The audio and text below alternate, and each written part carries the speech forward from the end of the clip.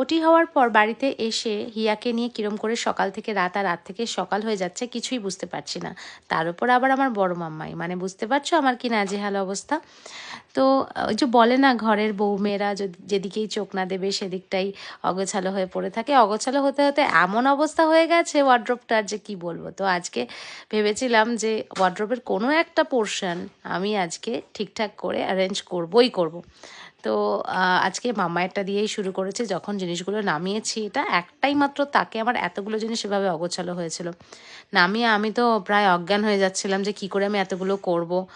তারপরে যদি মাম্মাই উঠে পড়ে ঘুম থেকে কি করি। তো তারপরে কাজলকে ডেকে নিলাম, দুজনে মিলে ঝটপট করে করতে থাকলাম ভাজ একের পর এক। আর একটা প্লেলিস্ট দিয়েছিলাম সুন্দর করে, তো সেই গান শুনতে শুনতে আর চা খেতে খেতে আস্তে আস্তে করে সব গুছিয়ে নিলাম। তারপরে এসে খানিক একটু হেল্পও করলো আমার বড় মাম্মাই এসে।